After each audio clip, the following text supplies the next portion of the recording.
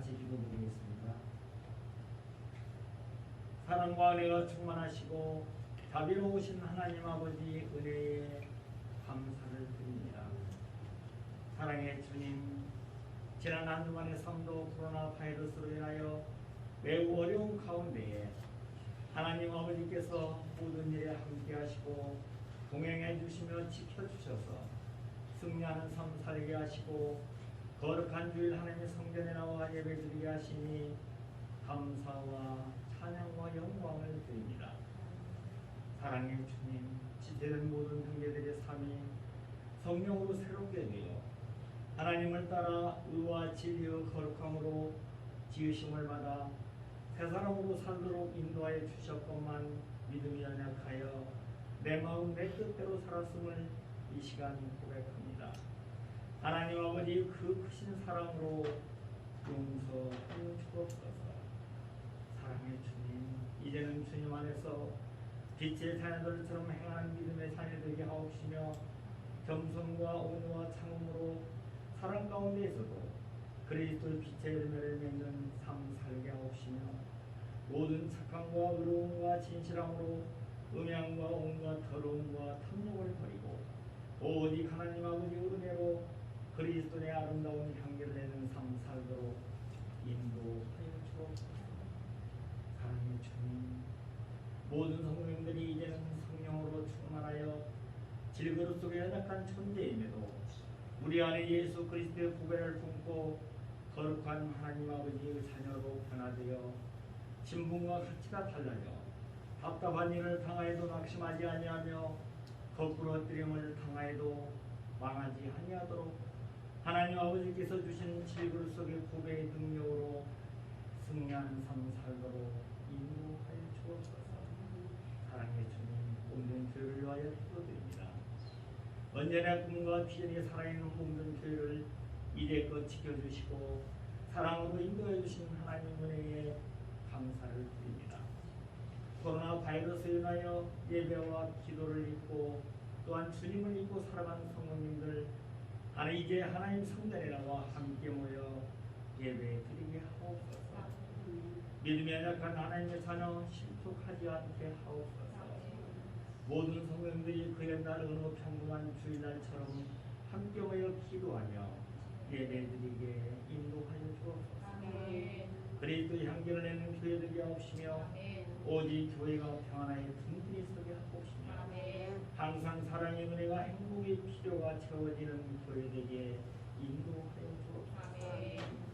사랑의 주님, 단에 세우신 목사님 언제나 강건함을 주시고 성령의 기름 부으시고 능력의 말씀을 선포하게 하옵시며 모든 성도님들에게 은혜와 감동으로 충만케 하옵소서. 지혜와 계시의 영을 주셔서 주님을 더욱 깊이 알게 하옵시며 성령으로 거듭나 변화되어서 저희들의 생각과 행함이 오직 그리스도를 따라서 행하는 믿음으로 아름답고 진실된 그리스도인의 삶을 살도록 인도하여 주옵소서. 사랑의 주님, 이 나라 인도를 위하여 기도드립니다.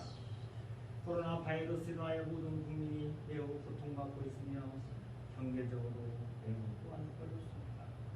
전 세계로 퍼져 공포로 떨게 하며 자유를 누리지 못하게 하는 코로나 바이러스를 깨끗이 물러가게 하옵소서. 하루속히 경제가 회복되고 예배가 회복되게 인도하여 주옵소서. 우리의 기도를 들어줄 줄 믿사오며 오늘도 살아계셔서 우리의 삶을 주관하시는 예수 그리스도 이름으로 간절히 기도드리옵나이다. 아멘.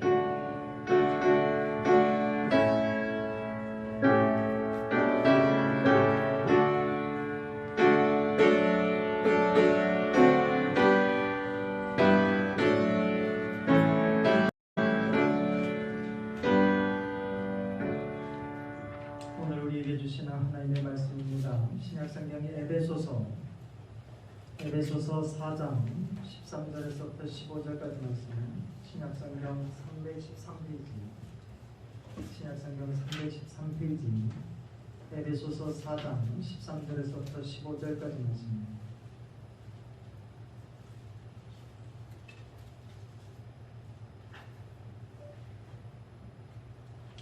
에베소서 4장 13절에서부터 15절까지 말씀 다 찾으셨으면 한 목소리로 같이 봉독합니다. 시작.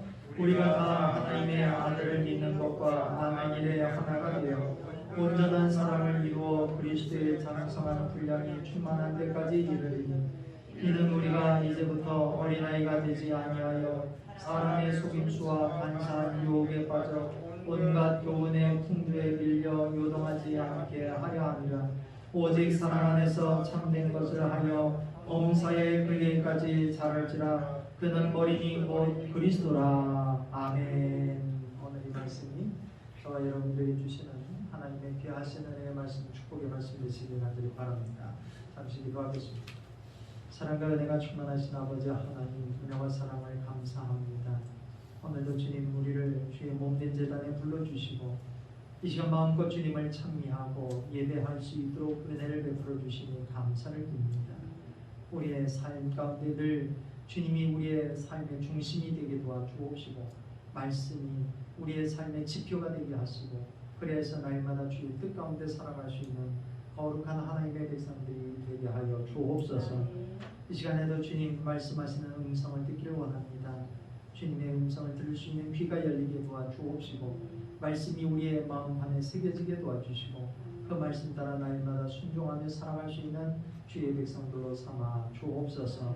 부족한 종에게 지혜와 능력과 권세를 허락해 주셔서 온전히 하나님의 귀하신 말씀만을 잘 증거할 수 있도록 주 성령께서 주관하여 주옵소서.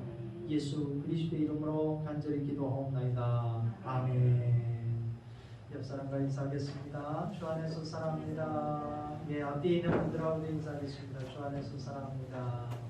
오늘 예배에 참석한 여러분과 그리고 페이스북으로 유튜브로 가정 예배문으로 예배드리는 여러분들 그리고 가정과 자녀들과 일터위에 하나님께서 주신 놀라운 은혜와 축복이 충만히 임하시기를 주님의 이름으로 간절히 축원을 드립니다. 오늘 말씀의 제목은 예수님을 닮아가는 삶이라고 하는 제목입니다. 이 제목으로 말씀 전할 때 많은 은혜가 되시기를 간절히 바랍니다. 오늘은 사순절 첫째 주일입니다. 지난 수요일부터 우리가 사순절이 시작되는데 사순절이 시작되는 그 수요일을 일반적으로 제2의 수요일이라고 표현합니다. 제2의 수요일 또는 성회 수요일 이렇게 표현하는데 제2의 수요일이라고 하는 그 표현하는 이유가 있습니다. 전통적으로 제2의 수요일의 예배를 증례하는 목사는 예배 참석한 성도들의 머리나 이마에 물에 적신 재를 갖고 십자가 성호를 그려주면서 이렇게 말을 합니다. 너는 흙이니 흙으로 돌아갈 것임을 기억하라 라고 하는 말을 하면서 그 제2의 수요일날 재를 물에 이긴 그것을 성호를 그려주면서 이야기를 하게 되어 있습니다. 흙이기에 흙으로 돌아가야 함을 기억하라는 이 말은 우리 인간이 얼마나 연약한 존재인지를 깨닫고 살아라 라고 하는 그런 이야기입니다. 피조물인 인간 그리고 유한한 인간인 우리는 끊임없는 욕망에 사로잡혀 마치 자신이 영원히 사는 존재인처럼 영원히 사는 그리고 영원한 존재인 것처럼 착각하며 살 때가 많은데 그런 우리 인간의 어리석은 욕망이 얼마나 부질없는 것인가를 기억하는 절기가 사순절입니다. 그래서 너는 흙이기에 흙으로 돌아갈 것임을 기억하라 라고 하는 것을 되짚어주면서 그렇게 우리는 부질없는 존재구나 라고 하는 것을 깨닫게 하는 절기, 이것이 사순절이다 그런 표현입니다. 또 여기서 보면 성경에 보면 죄라고 하는 의미는 회개 그리고 참회라고 하는 의미가 있습니다. 그래서 성경에 보면 특별히 구약 성경의 말씀에 보면 인간들이 창조주이신 주님 우리의 주인 되시는 하나님을 잊어버리고 하나님께 범죄했을 때 자기의 머리에 죄를 뒤집어 쓰고 참회한다 라고 하는 표현들이 자주 나타나죠. 죄와 같은 존재인 우리, 바람이 불면 날아가 버리는 연약한 우리가 만군의 주이신 하나님께 죄를 범했기에 자신이 죄와 같은 존재라고 하는 고백을 가지고 죄를 머리에 뿌렸던 것입니다. 그래서 이 재예수일에서 죄를 그려주는, 죄를 머리에 찍어주거나 아니면 이마에 이 십자가를 그어주는 이유는 너는 죄와 같은 존재인 것을 기억하고 살아라 라고 하는 의미예요. 또 예전에는 이 죄를 사용할 때 어떤 죄를 사용했느냐면 1년 전에 종료주일. 여러분, 종료주일은 어떤 주일이에요? 예수님께서 십자가에 못 박히시기 위해서 예루살렘에 올라가실 때 사람들이 종려나무 가지를 꺾어갖고 호산나 호산나 그렇게 외치면서 불렀던 그 날을 기념한 주일이 종료주일이잖아요. 그러니까 종료주일 그때 일반적으로 세레머니로 이 종려나무 가지를 꺾어갖고 호산나 호산나 하는 그런 세레머니를 했는데 그 1년 전 죄를 준비해와서 그 1년 전부터 죄를 준비하여서 그 사용했던 죄를 태워서 만든 죄를 1년 후에 사순절 시작하는 재예수일 때 쓴다는 거야. 그렇게 하는 이유는 1년 전부터 죄를 준비하면서 우리 자신을 온전히 태우는 헌신을 통해서 주님의 제자가 될 것을 다짐하는 믿음으로 한 해를 살았는지 되돌아보려는 거야. 그래서 재예수일이라고 하는 재예수일서부터 시작된 사순절에 우리는 뭘 기억하고 살아야 되냐면 그토록 연약하고 유한한 우리 인간의 죄를 용서하시기 위해서 십자가에 죽으신 주님을 깊이 묵상하며 주님의 십자가를 본받는 삶을 힘써 살아야 된다라고 하는 것을 묵상하는 절기가 사순절입니다. 여러분, 사순절의 신앙은 바로 거기서부터 출발하는데 무엇이냐? 우리가 죄인이라고 하는 사실, 그리고 피조물인 우리가 유한한 존재라고 하는 사실, 우리는 영원토록 사는 존재가 안 되는 거예요. 유한한 존재라고 하는 사실, 그리고 죄와 같이 별 볼 일 없는 존재라고 하는 사실에서 시작된다. 그리고 그런 별 볼 일 없는 존재인 우리를 하나님께서 버리시지 않으시고 구원하시기 위해서 당신의 독생자 예수 그리스도를 이 땅에 보내주셨고, 그 하나님의 아들이신 우리 주님께서 인간의 몸을 입고 이 땅에 오신 이유는 그렇게 유한하고 별 볼 일 없는 죄인인 우리를 구원하시기 위해서 십자가의 고난을 당하셨다라고 하는 것을 기억하고 묵상하는 절기가 바로 사순절입니다 라고 하는 이야기. 그러니까 사순절에 우리가 기억해야 될 것은 우리는 별 볼 일 없는 유한한 존재라고 하는 것을 기억하고, 죄 많은 인생이라고 하는 것을 기억하고, 우리는 그럼에도 불구하고 주님께서 우리를 사랑하셔서 우리를 구원해 주시기 위해서 이 땅에 오셨다라고 하는 그것을 기억하고 묵상하는 절기가 사순절의 절기다. 이것을 잊지 말고 살아야 된다라고 하면서 우리가 매년 사순절을 지키는 것입니다. 여러분, 저와 여러분들이 이 사순절에 주님의 그 크신 은혜를 묵상하고 주님의 사랑 안에 거하는 그런 믿음의 성도들이 다 되시기를 주님의 이름으로 간절히 축원을 드립니다. 어느 기독교 선교 잡지에 있는 그런 이야기입니다. 아프리카 오지에서 병원을 운영하고 있는 의료 선교사님이 계셨습니다. 어느 날 한 흑인 청년이 정글에서 칼로 나무를 베다가 자기 발등을 쳤어요. 그래서 피가 막 줄줄 나는 것을 이 청년이 나뭇가지로 그리고 나뭇잎으로 자기 발등을 싸매갖고 피를 흘리면서 이 의료 선교사님이 있는 그 병원까지 뛰어왔습니다. 자그마치 20리가 되는 길을 뛰어왔어요. 선교사님이 이 청년을 치료를 막 하고 있는데 얼마 후에 헐레벌떡 뛰어오는 한 여인이 있었습니다. 누구냐고 그랬더니 이 흑인 청년의 어머니였습니다. 함께 그 나무해로 갔던 또 다른 이 청년의 친구로부터 이야기를 들었든지 이 어머니가 자기 아들이 다쳤다라는 얘기를 듣고 뛰쳐왔는데, 그 밀림, 여기는 길이 있는 게 아닌데 밀림을 뚫고 이 병원까지 찾아온 거예요. 그래서 이 의료 선교사 선생님이 너무 신기한 거예요. 여기 길도 없고 아무것도 없는데 어떻게 찾아왔는가 궁금해서 그 어머니에게 아니 어머니 어떻게 아시고 여기까지 찾아오셨습니까? 그렇게 물었어요. 그랬더니 그 어머니가 아주 인상적인 대답을 하더래요.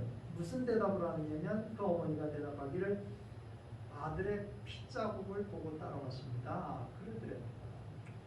이 대답을 듣고 이 의료 선교사님이 가슴이 푹 내려앉더래요.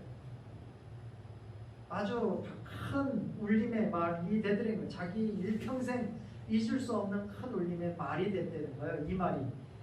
그 말이 뭐냐? 그래 맞아.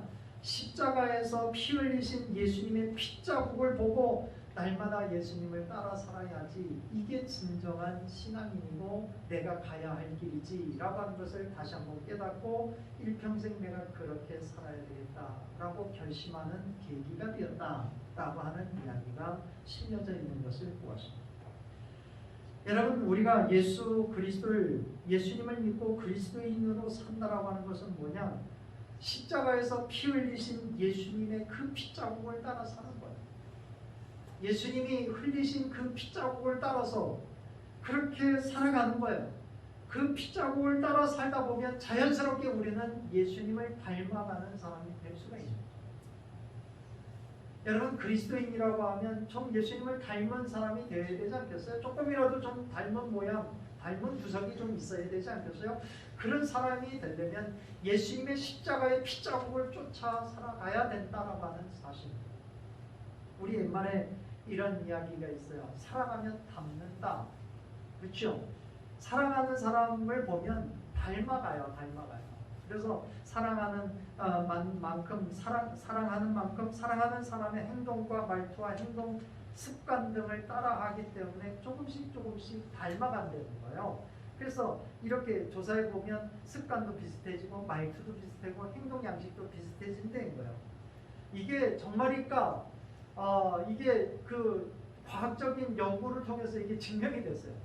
리버풀의 한 대학에서 리버풀 대학의 연구진이 남녀 11명씩을 뽑아서 160쌍의 그 전혀 알지 못한, 이 사람들이 전혀 알지 못하는 160쌍의 남녀 부부를 사진을 섞어놨어요. 사진을 섞어놓은 다음에 그 학생들에게, 그 남녀 청년에게 11명에게 각각 11명의 사람에게 이 이 남자 160명, 여자 160명을 막 섞어놓은 그 사진에서 닮은 사람을 한번 찾아봐라. 그렇게 그 과제를 줬어요. 그랬더니 이 사람들이 막 비슷한 남녀를 서로 상의하면서 이렇게 찾아 나갔는데 그 찾아놓은 남자 여자가 부부가 굉장히 많더래요. 부부가. 그 찾아놓은 이 닮은 사람, 남자 닮은 사람, 여자 닮은 사람 이렇게 찾아놓은 그 쌍 중에 그 부부가 상당히 많았다는 거예요. 이 실험을 통해서 알게 된 것은 함께 생각하고 같이 살다 보면 많이 닮아간다라고 하는 것이 증명되더라. 여러분, 몸은요 마음을 따라가게 돼 있어요. 몸은요 마음을 따라가게 돼 있어요. 마음에 어떤 생각을 하느냐, 마음에 어떤 뭔가를 품고 있느냐에 따라서 우리의 몸은 반응하게 돼 있어요. 내 마음에 뭘 품느냐에 따라서 우리의 몸이 반응해요. 그래서 그런 모양이 된다는 거예요. 마음을 나누다 보면 우리의 말씨가 비슷해지고 생각이 비슷해지고 얼굴도 닮아간다. 그런 이야기. 여러분, 우리가 신앙생활을 통해서 예수님을 사랑하면 우리의 모습이 누구를 닮아가야 될까요? 마귀를 닮아가야 될까요? 예수님을 닮아가야 될까요? 예수님을 닮아가는 사람이 되어야 하는 줄로 믿습니다. 우리의 믿음의 연조가 많아지면 많아질수록 우리의 모습에서 예수님을 닮아가는 모양이 커져야 돼요. 우리의 믿음의 연조가 커지면 커질수록 예수님을 닮아가는 모양의 부분이 커져야 되는데 오히려 예수님을 닮아가는 모양이 작아지는 사람들이 제법 있습니다. 믿음의 연조가 많아지면 많아질수록 우리의 성품과 우리의 인격과 우리의 얼굴이 주님과 닮아가는 모양이 점점 넓어져요. 여러분, 옆에 있는 분들을 한번 보세요. 예수님을 닮아가는 모양이 점점 많아지고 있는지, 예수님을 닮아가는 모양이 있는지. 여러분, 우리가 예수 그리스도를 믿는다라고 하면 우리가 예수님을 닮아가는 모양으로 우리의 얼굴이 변화되고 우리의 삶의 태도가 바뀌는 그런 사람이 되어야 하는 줄로 믿습니다. 그런데 여러분, 그게 쉬워요? 안 쉬워서 힘든 거예요. 내 마음은 원이로되 우리 육신이 연약하니까 안 돼요. 잘. 여러분, 우리가 예수님을 닮아가는 것이 금방 되는 일이 아니에요. 우리의 성품과 얼굴이 하루아침에 이루어지지 않는 것처럼 오랜 기간 동안 갈고 닦으면서 연마하면 나의 인격과 나의 성품이 조금씩 달라지는 거예요. 다듬어지는 거예요. 우리가 큰 은혜를 경험한다고 해서 우리가 금세 우리의 신앙이 달라지고 그러는 거 아니에요.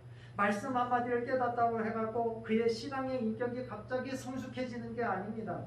우리 인간은 은혜를 받으면서 자아가 조금씩 끼어지고 말씀을 깨달으면서 우리의 잘못된 사고가 조금씩 변화되는 거예요. 그래서 이 과정을 뭐라 그래요? 성화의 과정. 성화의 과정. 여러분, 우리가 예수님을 믿는 그 자체, 믿음으로 우리가 의를 얻었다라고 하는 이 단계는 뭐예요? 칭의라고 해요. 이신칭의 또는 이신득의, 예수님을 믿음으로 해서 우리가 구원받았다, 그런 얘기죠. 우리는 이 이신득의, 이신칭의라고 하는 거에 멈춰서는 안 돼요. 어떻게 해야 돼요? 우리가 예수님을 닮아가는 모양으로 성숙해야 되는 줄로 믿습니다. 바뀌어야 되는 거예요. 근데 그게 한순간에 안 되니까 어떻게 해요? 계속해서 우리가 은혜를 받고 다시금 주님의 은혜 안에 살고 사모하는 말씀을 사모하고 말씀을 깨닫고 그 말씀대로 살아가려고 부단히 노력해야지 우리가 조금씩 우리의 모양이 달라집니다. 여러분, 어제 밥을 잔뜩 먹었다고 그래갖고 오늘 안 먹어도 돼요? 어제 뷔페가 갖고 막 잘 먹었다고 그래갖고 오늘은 굶어도 돼요? 오늘 안 배고파요? 어제 많이 먹었다고 오늘은 안 배고파요? 아니에요. 오늘도 배가 고파요. 여러분, 우리가 한번 잘 은혜 받았다고 해갖고 우리의 모양이 그것으로 다 된 게 아니에요. 끊임없이 우리의 일상에서 말씀의 은혜를 누리고 다시금 우리의 삶 속에서 끊임없이 자라나는 모습이 될 때 우리는 성숙한 믿음의 사람이 될 수가 있는 줄로 믿습니다. 한번 잘 밥잘 먹었다고 그 다음에 안 먹으면 건강을 해치는 것처럼 우리가 끊임없이 말씀의 은혜를 누리고 그 말씀을 깨닫고 말씀에 따라 사는 이 믿음의 그 훈련들을, 그리고 우리의 믿음의 삶을 잘 경주할 때 우리는 성숙한 믿음의 사람으로 자라나게 되는 것입니다.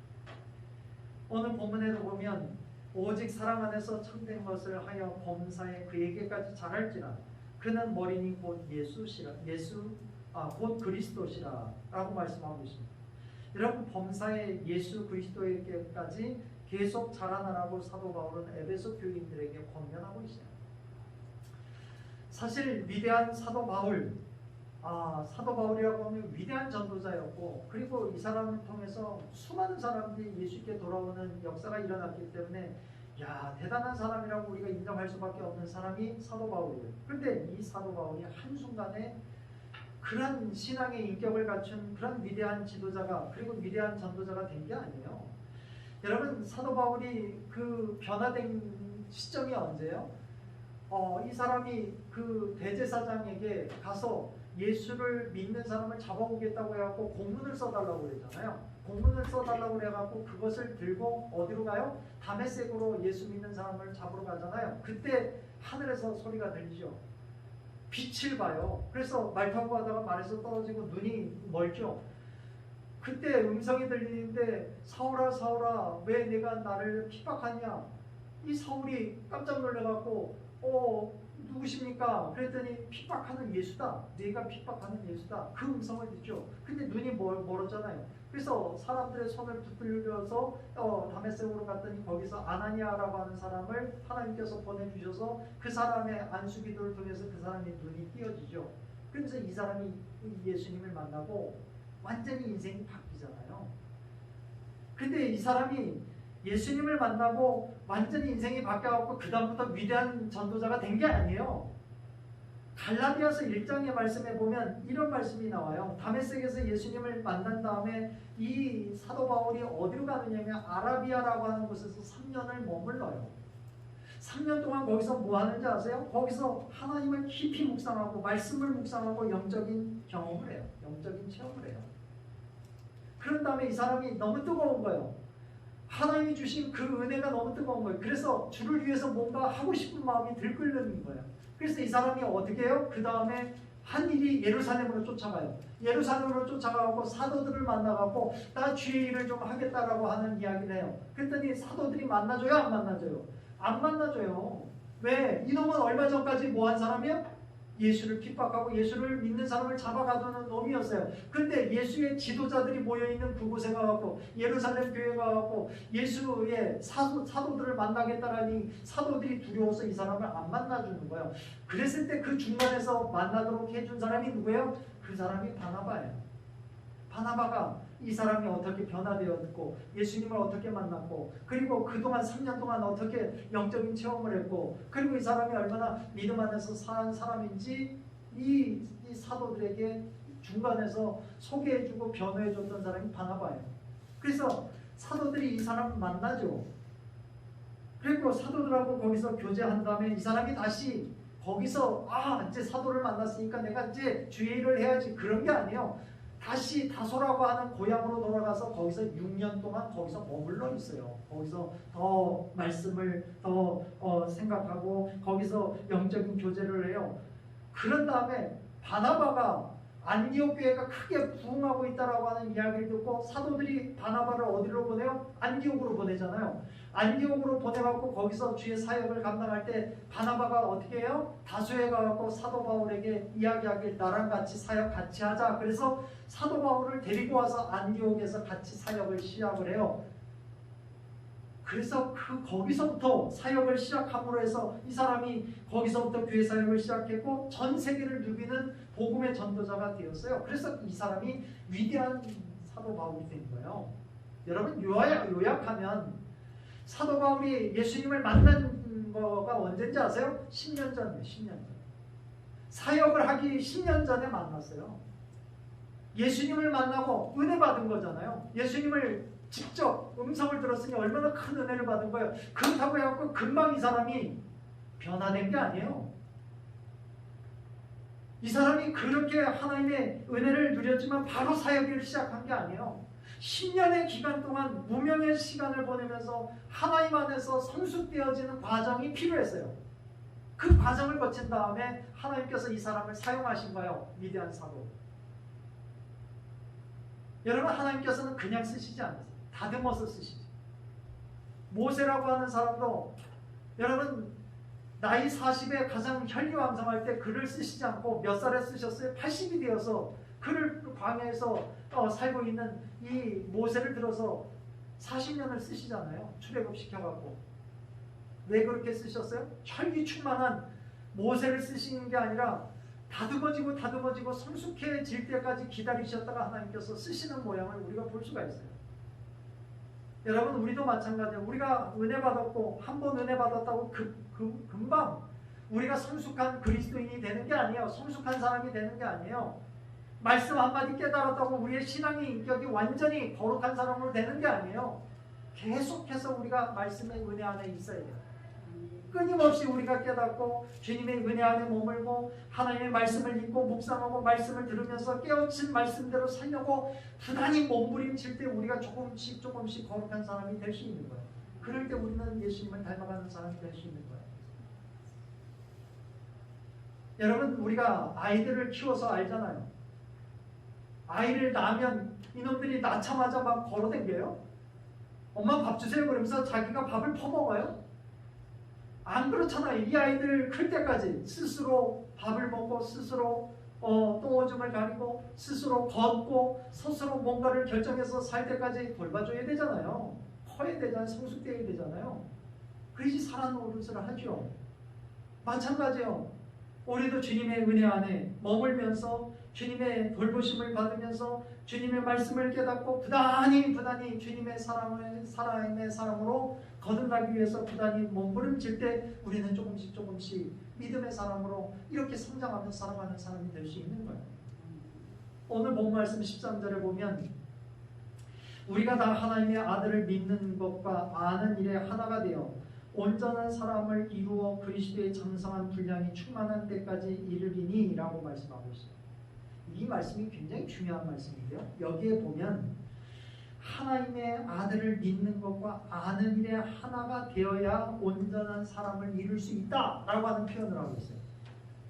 잘 읽으세요. 잘 이거 밑줄 그시고 잘 생각해 보세요. 여기서 두 가지 전제 조건이 온전한 사람이 되기 위해서는 두 가지가 필요하다는 거예요. 하나는 뭐예요? 하나님의 아들을 믿는 것과 또 하나는 뭐예요? 아는 일에 하나가 되어야 된다.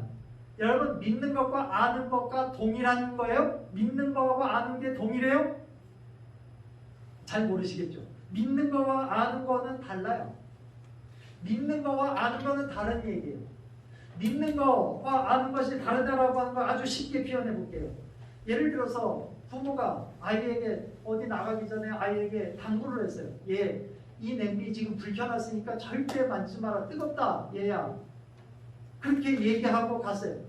그러면 아이가 어떤 걸 믿어요? 엄마가 이렇게 얘기해 주는 것은 냄비가 뜨겁다라고 하는 것이 이게 진실일 것이다라고 하는 걸 믿죠.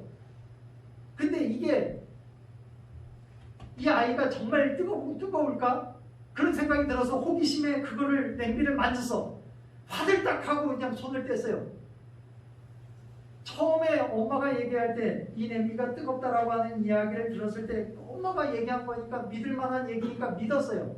근데 이게 아는 순간은 어느 순간이냐면 내가 손을 만져봤을 때 화들딱하고 그게 뜨겁다라고 하는 사실을 내가 체험했을 때 그게 아는 거예요. 믿는 거와 아는 건 달라요. 그래서 아는 것이라고 하는 것은 뭐가 전제되어 있는 거냐면 체험이 전제되는 거예요. 경험되어지는 게 전제되는 거예요. 믿는 거라고 하는 것은 그냥 주입식으로 해갖고 믿어질 수도 있어요. 지구가 동글다라고 하는 거 주입식으로 공부해갖고 알 수 있어요. 믿어질 수 있어요. 부모가 얘기하니까 그게 그럴 수 있구나. 믿어질 수 있어요. 목사가 예수님이 우리를 구원해줬다니까 자꾸 들으니까 그게 믿어지는 것 같긴 해요. 근데 그 예수님이 나를 만나주는 사건이 없으면 그 사건의 역사가 없으면 나에게 아무런 일들이 일어나지 않는다는 거예요. 이 두 가지가 합쳐졌을 때 그때 내가 온전한 사람이 될 수 있다는 거예요. 그래야지 우리가 그 확신으로 예수님을 닮아가는 삶이 될 수 있다는 거예요. 제가 언제 아주 당황스러운 일을 경험한 적이 있어요. 언제냐면 권사님이 돌아가시는데 권사님이 저한테 그러는 거예요. 예전에 목사님 무서워 죽겠다는 거예요. 아니 권사님 뭐가 무서워요? 여기서부터 저기 돌아가셔서 하나님 나라 가는 게 훨씬 행복한 일이지. 하나님이 두 팔을 벌리고 기다리실 텐데. 그랬더니 권사님이 막 불어 떨면서 목사님 나 정말 천국에 갈 수 있어요? 그러는 거예요. 몇십 년을 교회 생활하고 몇십 년을 교회 나와서 권사님까지 되신 분이 무서워서 발발 떨면서 나 천국 갈 수 있을까요? 아니 권사님 왜 천국을 못 간다고 생각하세요? 그랬더니 자기가 한 게 없대. 한 게. 하나님을 위해서. 두렵대 그랬어요. 여러분 이 권사님은 사랑하시고 어떤 상황에서도 사랑하시고 우리를 건져주시고 그리고 주님의 은혜 안에 우리를 하나님의 자녀 삼아주신 그 하나님은 생각으로 믿음, 목사도 그래 얘기하니까 그런가 보다 라고 하는 것은 있지만 주님께서 나를 그렇게 사랑하신다라고 하는 체험이 없었던 거예요. 그러니까 두려운 거예요. 아는 거와 믿는 거와 아는 것은 다른 거예요. 그래서 여기 말씀해 보면 이 두 가지가 합해질 때 온전한 믿음으로 살 수 있다는 거예요. 하나는 뭐라고요? 하나님의 아들을 믿는 것과 또 하나는 뭐예요? 아는 일에 하나가 되어 우리가 온전한 사람이 될 수 있다라고 하는 이야기를 하고 있는 거죠. 여러분 우리가 예수 그리스도를 닮아간다라고 하는 것은 예수 그리스도를 믿는 일과 예수 그리스도를 아는 일이 합쳐졌을 때 그것이 온전히 우리 안에서 그것이 체화됐을 때 우리가 하나님 예수 그리스도를 닮아가는 삶이 우리가 되는 거예요. 20세기 최고의 신학자 중에 한 사람, 20세기의 최고의 신학자 중에 한 사람을 대라고 하면 칼 바르트라고 하는 사람이 있어요. 독일 사람인데 이분이 히틀러 정권이 세워져서 히틀러가 이제 전쟁을 일으키고 막 그럴 때 교회들도 그리고 신학자들도 이 나치 정권에 대해서 박수 쳤어요. 저항 못했어요. 왜? 죽임을 당하니까. 이때 최초로 그 히틀러 정권에 맞서서 투쟁하기 시작한 최초의 신학자가 칼바르트예요. 이 칼바르트가 굉장히 아주 신학적으로 거장이기도 하고 그리고 굉장히 이분의 신학은 지금도 신학을 하는 사람들은 이걸 모르면 안 돼요. 이분의 신학을 모르면 안 돼요. 20세기 최고의 신학자 시기도 하고. 그런데 이 칼바르트라고 하는 분, 이분이 어느 날 미국의 그 초청을 받아서 미국 시카고 대학에 가서 젊은이들에게 신학 특강을 했어요. 강의를 하고 워낙 석학이고 유명하신 분이니까 전 세계 신앙인이라고 하면 이분을 한번 만나고 싶어하고, 또 대학생이라고 하면, 또 신학생들이라고 하면 이분의 강의를 듣고 싶어하는 사람이 무수하게 있겠죠. 수많은 사람이 그 얘기를 듣고 그 강의를 들었는데, 이 강의가 끝난 다음에 어떤 한 청년이 아주 집요하게 그 선생님을 쫓아오면서, 강의가 끝난 다음에 젊은 청년 하나가 집요하게 따라오면서 이런 질문을 하는 거야. 뭐라고 질문을 하냐면, 교수님이 쓰신 책을 제가 다 읽지 못했지만 그래도 거의 제가 읽었습니다. 교수님의 책을 보면서 굉장히 제가 감동을 받고 그랬는데, 교수님의 해박한 지식과 그 신학적인 아주 통찰에 아주 늘 놀라곤 했습니다. 그런데 한평생 저술 생활을 하고 가르치고 연구하고 그러면서 깨달은 진리, 그 진리의 핵심이 뭡니까? 이렇게 물어봅니다. 그 학생이, 그 교수에게, 20세기 최고의 신학자라고 하는 그 석학에게 질문이 뭐냐면, 인생의 가장 중요한 진리가 뭡니까? 라고 하는 질문이. 그랬더니 칼바르트 교수님이 껄껄껄껄 웃으면서, 그게 그렇게 알고 싶나? 그러는 거예요. 예, 그거 알고 싶습니다. 그랬더니 이분이 그 청년 앞에서 이런 어린 시절 주일학교 다녔을 때 부른 찬송 한 구절을 이렇게 불러주는 거예요. 예수 사랑하심은 성령 거룩하신 말일세. 우리들은 약하나 예수 권세만 보다 날 사랑하신, 날 사랑하신, 날 사랑하신 성경에 쓰였네. 이 찬양을 딱 불러주면서, 이게 핵심이요, 이게 나의 간증이요, 이게 나의 고백이요, 이게 나의 삶의 중심입니다. 그렇게 대답해요.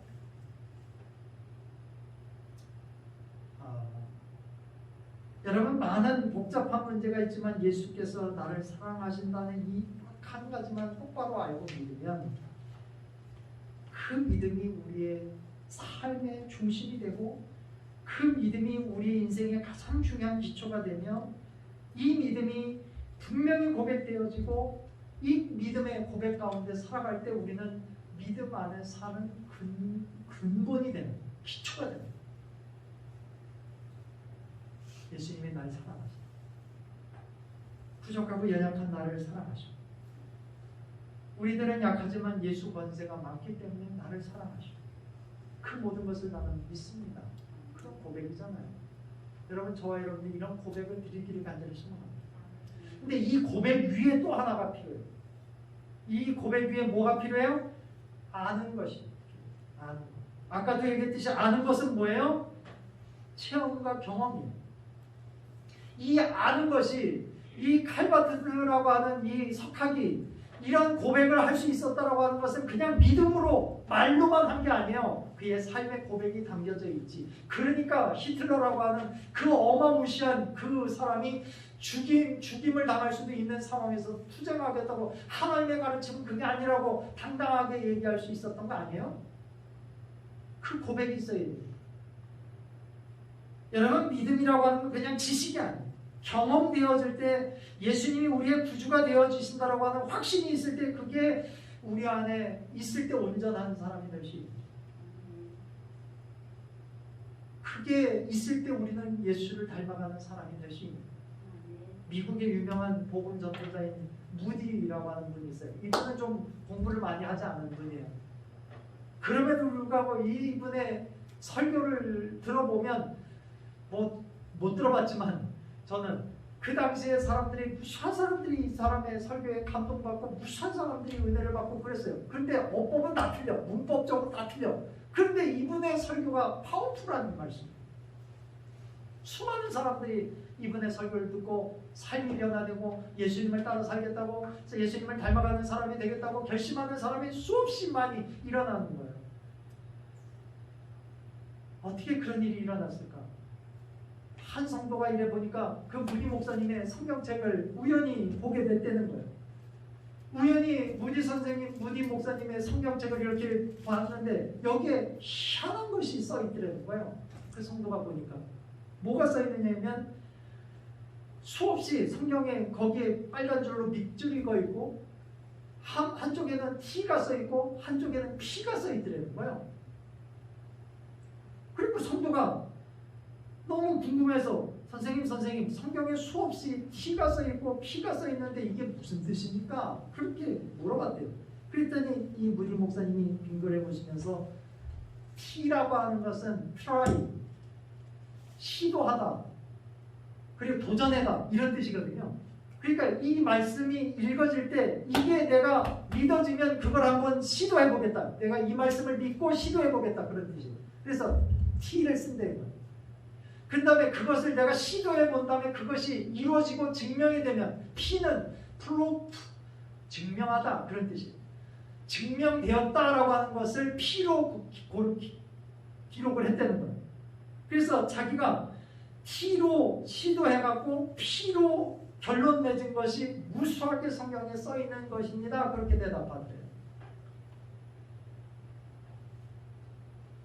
여러분 이분이 이런 얘기를 하더래요. 그러면서 신실하신 하나님은 본인이 하신 말씀을 반드시 이루시는 분이라고 하는 것을 나는 확실히 믿습니다.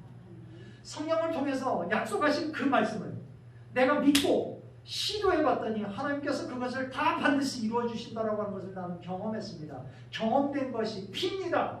증명되었다. 증거다. 그런 이야기를 하더래요.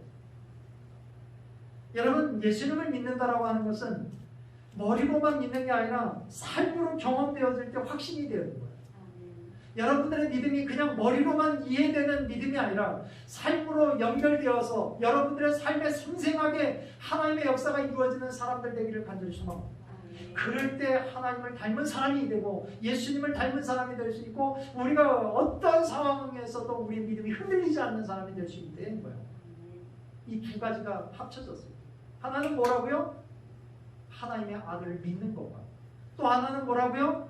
아는 것이 하나가 되어서 온전하게 우리의 삶을 지게 하는 삶이 될 때 우리는 주님에게서 도망치는 인생이 아니라 주님과 가까이 하는 사람이 되고 주님 안에 거하는 사람이 될 수 있고 주님을 닮아가는 사람으로 살아갈 수가 있다는 거예요. 사순절 첫째 주일이라 제가 조금 무거운 주제로 말씀을 전했습니다.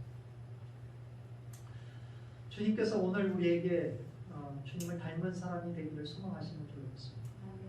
우리의 삶 속에서 그냥 아는 것, 믿는 것으로 누가 얘기하니까 목사가 맨날 설교하니까 그것을 그냥 그렇지라고 하는 머리로 이해하는 주님이 아니라 우리의 삶 속에서 생생하게 나와 역사하시는 내 안에서 내주하셔서 내 안에서 역사하시는 주님을 만나시기를 주님의 이름으로 간절히 축원합니다. 그래서 주님이 나와 동떨어진 그런 분이 아니라 내 삶을 주관하시는 주님, 내 안에서 늘 역사하셔서 나를 이끌어 가시는 주님, 그래서 내 얼굴이 날마다 주님을 닮아가는 모양으로 바뀌어가는 성숙한 모양으로 살아가는 그런 믿음의 사람들 다 되시기를 주님의 이름으로 간절히 축원합니다. 기도하겠습니다. 사랑과 내가 충만하신 아버지 하나님 은혜와 사랑을 감사합니다. 주님 말씀하시는 말씀을 우리의 마음에 새깁니다. 주님 응답하여 주옵시고 축복하여 주옵시고 주의 은혜가 넘치는 귀한 삶 되게 하여 주옵소서. 주님을 닮아가는 믿음의 삶이 되게 하여 주옵소서. 주님 동행하시고 인도해 주시길 원하오며 예수 그리스도 이름으로 간절히